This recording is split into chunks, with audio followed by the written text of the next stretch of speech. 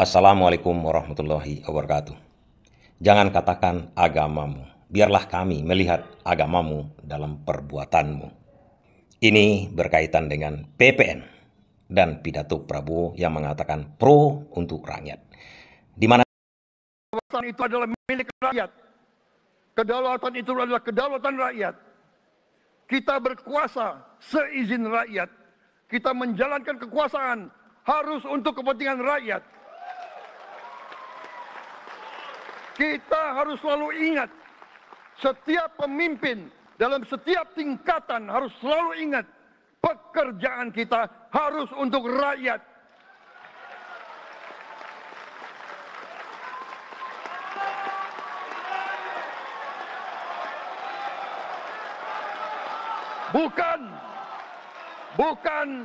Bukan kita bekerja untuk diri kita sendiri.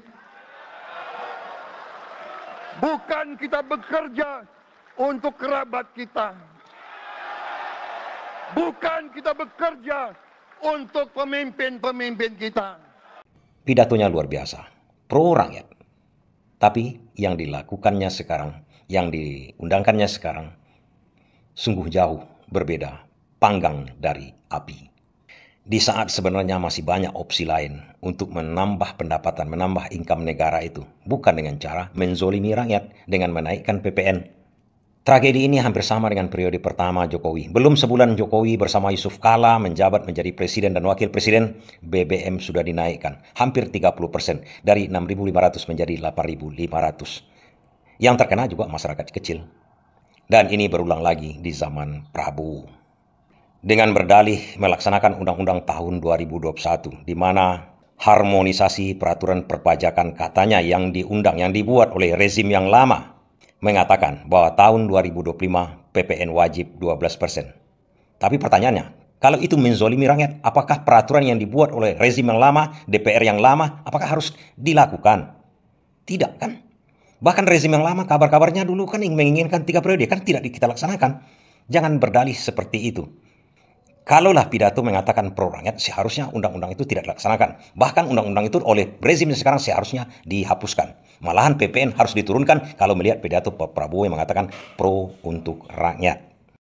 Inilah yang menjelaskan kepada kita, kalau pimpinan ataupun negara ini tidak dijiwai oleh agama, akibatnya jadi sontoloyo begini. Bukannya pro rakyat, tapi menzolimi rakyat. Apakah saya menyatakan ini Indonesia ini harus negara yang berdasarkan agama? Tidak. Sebenarnya Pancasila kita itu sila pertama kan tak bisa dipungkiri. Ketuhanan yang Maha Esa. Itu agama landasannya itu. Itulah falsafah kita, memimpin negara kah atau menjadi rakyat kah? Falsafah negara itu, Pancasila, itu menjiwai setiap tindakan kita, menjiwai setiap tindakan kebijaksanaan dari pemerintah itu sendiri kepada rakyat, dan menjiwai tindakan rakyat itu sendiri kepada pemerintahan dari segi kepatuhan, ketuhanan yang Maha Esa. Dalam sini saya beragama Islam. Sama juga dengan yang beragama Kristen, Hindu, dan lain-lain. Ketuhanan yang Maha Esa. Tidak ada dalam istilahnya falsafah hidup kita untuk membuat kebijaksanaan ke pemerintah ataupun hidup bernegara di Indonesia ini untuk seorang yang mempercayai atau tidak mempercayai Tuhan. Untuk seorang ateis. Nah, jika konsep untuk mengambil kebijaksanaan atau peraturan itu tidak dijiwai oleh agama, inilah yang terjadi. Akhirnya dengan narasi-narasi, manipulasi, dan macam-macam, ujung-ujungnya tidak sesuai kata-kata dengan perbuatan. Apa artinya di situ? Kalau orang tidak sesuai kata-kata dengan perbuatannya, munafik. Oke, kalau begitu, apa solusinya bagi kita yang mengaku kita mempunyai agama Islam kepada pemerintahan ini sekarang? Memang negara kita tidak berdasarkan agama Islam, tapi berdasarkan Pancasila, ketuhanan yang Maha Esa. Mungkin kita bisa merujuk kepada hukum Islam sedikit banyaknya bernegara ini. Apa itu? Cocok sekali dengan keadaan kita sekarang, di mana ada kesempitan fix sekarang, ada kebingungan untuk mencari tambahan pendapatan karena negara kita berhutang gara-gara rezim yang lama. Kan itu sekarang ini, jatuh tempo hutang kita ini bukan main besarnya sekarang. Kalau pajak yang lama-lama itu biarkanlah, asal jangan dinaikkan. Tapi ada satu sebenarnya rumus yang diberikan oleh agama Islam kepada kita, kepada rakyat, kepada negara, kepada kita semua. Bukankah agama Islam itu rahmatan lil alamin? Ada konsepnya yang diberikan yang adil menurut agama Islam. Apa itu? Zakat mal. Ini paling cocok di negara kita sekarang ini dilaksanakan.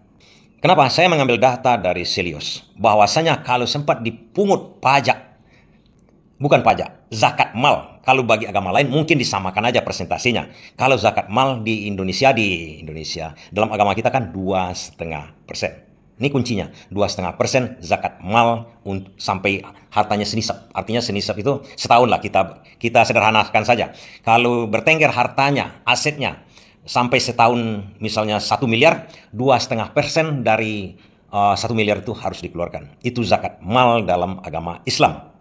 Kalau kita menjiwai agama, kemudian kita pakai konsep agama ini dalam bernegara, sederhana. Kita memberlakukan zakat kepada Muslim, kemudian namanya mungkin pajak harta, pajak aset kepada pihak non-muslim, jumlahnya sama supaya adil. Orang muslim membayar zakatnya ke negara 2,5%. Bukankah zakat itu dipergunakan untuk kemaslahatan umat? Ya, negara kan untuk kemaslahatan umat. Pemerintahan ini kemaslahatan umat juga. Nah, bagi yang tidak beragama Islam, 2,5% dari hartanya tetap diberlakukan sama. Mungkin pajak namanya sama yang beragama non-muslim, bagi muslim itu namanya zakat, 2,5%. Apa yang bisa kita dapatkan dari 2,5%? Jauh lebih besar dari kenaikan pajak PPN sekarang ini 1%. Karena estimasi menaikkan pajak pertambahan nilai ini 1% itu adalah cuma sekitar 70 triliun. 70 triliun. Dari 11 sekarang kemudian naikkan menjadi 12 oleh Menkeu itu. Estimasi, prediksi, masuknya tambahan dari PPN itu cuma sekitar 70 triliun. Oke? Dan menurut data Forbes, menurut data ekonomi yang ada, kalau dipungut dari orang yang berharta luar biasa di Indonesia, orang-orang kaya di Indonesia, 2,5% dari zakat malnya itu kemungkinan masuknya uang per tahunnya ke negara kita ini sekitar 400 triliun. Itu data dari majalah Forbes, dari dan lain. Belum lagi yang memang agama Islam kan wajib berzakat mal dia itu setahun hartanya sampai senisab. Itu bisa-bisa kalau prediksi saya sendiri secara pribadi, umat Islam yang punya harta, tanah, kemudian gedung-gedung dan lain-lain, bisa-bisa hampir 1.000 triliun zakat mal yang masuk ke negara. Artinya apa? Daripada kita menzolimi rakyat, daripada kita membuat negara ini hancur-hancuran gara-gara itu, sementara ada potensi lain yang sesuai juga dengan konsep agama Islam yang dianut mayoritas penduduk Indonesia. Apa tidak sebaiknya kita memberlakukan itu saja kepada negara kita? Potensinya bisa sampai 1.000 triliun tambahan APBN dari zakat mal tersebut. Pertanyaannya, apakah bisa itu dilakukan oleh Prabowo sekarang ini? Bisa, asal ada konsep, asal ada kemauan sama dia, asal dia mau membawa konsep agama ini ke pemerintahan kita. Kan banyak penolakan nanti. Tidak, sama sekali. Umat Islam akan sangat bersyukur. Karena bisa dia bersedekah, bisa dia berzakat, menunaikan kewajibannya, pemerintah bisa terbantu. Itu satu konsep. Satu lagi yang paling penting, itu adalah konsep berkeadilan dalam agama Islam. Sesuai juga dengan konsep negara kita. Pasal 33 Undang-Undang Dasar 1945. Perekonomian disusun sebagai usaha bersama berdasarkan azas kekeluargaan. Yang kaya membantu yang miskin menyokong yang kaya. Itu konsepnya. Sangat bagus. Sesuai dengan undang-undang kita. Sesuai dengan agama kita. Apa yang tak sesuai? Yang tak sesuai sama orang-orang kaya. Orang-orang yang pelit, orang-orang yang tidak beragama. Jadi saran kita kepada Pak Prabowo, lakukan saja ini. Satu lagi dari segi politik, Prabowo bisa melaksanakan itu. Kenapa? Karena parlemen sekarang di bawah kendali Prabowo sepenuhnya. Apapun bisa dilakukan. Bahkan amandemen Undang-Undang Dasar pun bisa dilakukan oleh Prabowo sekarang. Ini sebagai masukan dan kritik keras penolakan dari PPN, menaikkan PPN. Itu maksud saya. Terima kasih.